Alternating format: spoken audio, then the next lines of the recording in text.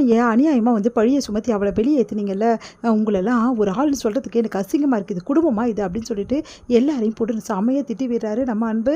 நீ வா கண்மணி, உன்னோட அருமை தெரியாம இவங்கலாம் என்ன வேணாலும் பண்ணலாம்னு நினைச்சிட்டு இருக்காங்க. உனக்காக நான் இருக்கேன் அப்படின்னு சொல்லிட்டு உள்ள கூட்டிட்டு போறாரு. உடனே வந்து அன்புவோட அம்மா சொல்றாங்க, இந்த மாதிரி எப்படியெல்லாம் வந்து கண்மணியை பார்த்துக்கணும்னு நான் நினைச்சிடும், அதே மாதிரி என் புள்ள பார்த்துக்கிறா, எனக்கு இது போதும் அப்படின்னு சொல்லிட்டு போறாங்க. அதையெல்லாம் பார்த்து பாட்டியும் வெண்லாவும் செம்ம டென்ஷன் ஆயிடுறாங்க. வெண்லா வந்துச்சா இப்படி நடக்குது அப்படின்னு சொல்லிட்டு பயங்கரமாக டென்ஷன் ஆயிடுறாங்க. அடுத்து வந்து இங்கே என்ன பண்ணுறாங்க, நம்ம கண்மணி கிட்ட வந்து சொல்கிறாரு அன்பு, இங்கே பாரு கண்மணி, யார் என்ன சொன்னாலும் முதல்ல வந்து கேட்கறது நிறுத்து. அவங்க வீட்டை விட்டு போகணும்னு சொன்னால் நீ போயிடுவியா? இங்கே பாரு, இது உன் வீடு, உனக்கு சொந்தமான வீடு, உன் புருஷனுக்கு இது வீடு சொந்தம்னா உனக்கும் இந்த வீடு சொந்தம் தானே அப்படின்றாங்க. அது கேட்டுட்டு அது வந்துங்க, இங்கே பாரு பாட்டி உன்னை வீட்டை விட்டு போக சொன்னாலும் சரி நீ போயிருக்கக்கூடாது. நீ வந்து நான் வர்ற வரைக்கும் வெயிட் பண்ணியிருக்கணும். யார் என்ன சொன்னாலும் இதுக்கப்புறம் வீட்டுக்கு போக மாட்டேன்னு சொல்லி என்கிட்ட அப்படின்னோன்னே, சரிங்க இதுக்கப்புறம் நான் வீட்டை விட்டு போக மாட்டேன் போதுமா அப்படின்னு சொல்கிறாங்க. எங்க நான் இனியை தேடி தாங்க மெயினாகவே போனேன், இனியை எப்படியாவது கண்டுபிடிச்சி கூட்டின்னு வரணும் தான் நான் போனேன்.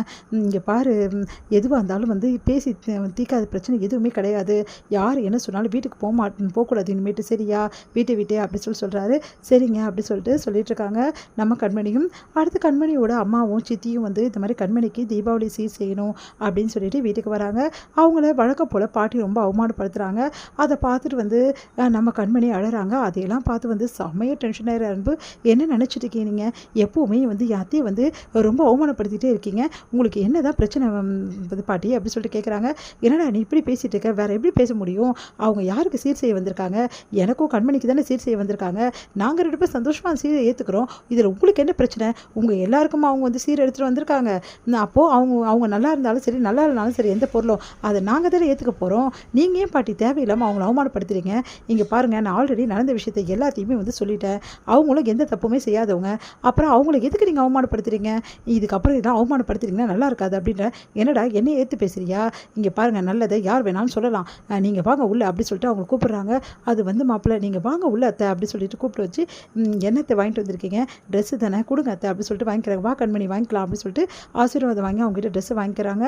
அடுத்து வந்து சொல்கிறாங்க, அத்தை நீங்கள் வாங்கி கொடுத்த ட்ரெஸ்ஸை போட்டுருந்தா இந்த தீபாவளி எனக்கு ரொம்ப சந்தோஷமாக இருக்கு அத்தை. கண்டிப்பாக தீபாவளிக்கு முதல் நாளே நானும் வந்து கண்மணியும் வந்துடுவோம், நீங்கள் கவலைப்படாமல் போங்க அப்படின்னு. ரொம்ப தேங்க்ஸ் மாப்பிள்ளை அப்படி சொல்லிட்டு கிளம்புறாங்க. இங்கே இதையெல்லாம் பார்த்துட்டு பாட்டிக்கு செம வைத்தச்சலாக இருக்குது, மற்றவங்களுக்கும் வைத்தச்சலாக இருக்குது. நல்ல வேலை செஞ்சிடா, அவள் மனசு எவ்வளோ கஷ்டப்பட்டிருக்கோம் அப்படி சொல்லிட்டு அன்பு வந்து அம்மா வந்து சொல்கிறாங்க. எனக்கு இப்போ தானே நிம்மதி, என் புள்ள நிரூபிச்சிடா அப்படி சொல்லிட்டு அப்படியே வந்து அப்படியே வந்து சுற்றி போகிற மாதிரி வந்து அப்படி சொடக்க உடைக்கிறாங்க அவங்க அம்மா. இதையெல்லாம் பார்த்து வெண்ணிலாவுக்கு வயிறாக எரியுது. அடுத்து எல்லாருமே போடணும், வெண்ணிலா மட்டும் செம்ம டென்ஷனாக நடந்து பற்றி யோசிச்சுட்டு இருக்காங்க.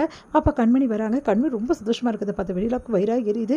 என்ன கண்மணி ரொம்ப சந்தோஷமாக இருக்கு? ஆமாம், பின்ன வீட்டுக்கு போகிறல்ல, அது ஒரு 2 நாள் அன்பு கூட எவ்வளோ சந்தோஷமாக இருக்கும் தெரியுமா அப்படின்றாங்க. சரி என்கிட்ட நீ ஒரு விஷயம் சொன்னியே வெண்ணிலா அப்படின்னோடனே, என்ன விஷயம் அப்படின்றாங்க. இல்லை நீ என்ன சொன்ன என்கிட்ட, இந்த மாதிரி கொடைக்கானலில் சொன்னல, அவருக்கு என் மேலே அன்பே கிடையாது, காதலே கிடையாது, நான் தான் தப்பாக நினச்சிட்ருக்கேன், அவர் அவங்க அம்மாக்காக தான் என் கூட இருக்காருன்னு சொன்னல. ஆமாம் சொன்னேன், ஆனால் இப்போ புரியுதா உனக்கு? வந்து இனியன் காண போனும்போதும் சரி, அதே மாதிரி எங்கள் அம்மா வீட்டுக்கு வந்தபோதும் சரி, எப்படி என்னை விட்டு கொடுக்காம பேசினார் பற்றியா? என் அம்மாவையும் அவர் விட்டு கொடுக்கல, என்னையும் அவர் இந்த வீட்டில் விட்டு கொடுக்கல.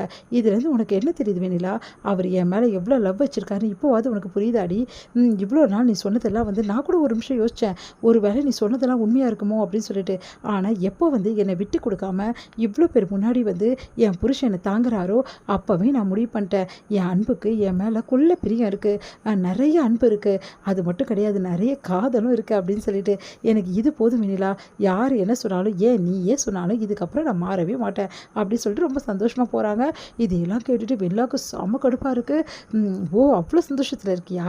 அவர் பண்ணுறதெல்லாம் அவங்க அம்மாக்குன்னு இப்போ கூட உனக்கு புரியல, புரிய வைக்கிறேன், கூடிய சீக்கிரம் உனக்கு புரிய வைக்கிறேன்டி. கொஞ்சம் கொஞ்சமாக அன்பு உன் பக்கம் வர பார்க்குறாரு, அதை நான் விட மாட்டேன். எப்படியும் அன்புனையும் பிரிய தான் போகிறீங்க, கூடிய சீக்கிரம் அதை நடத்தி காட்டுறேன், இந்த ஃபங்க்ஷனுக்கு கூட நீ போக முடியாது அப்படி சொல்லிட்டு யோசிக்கிறாங்க.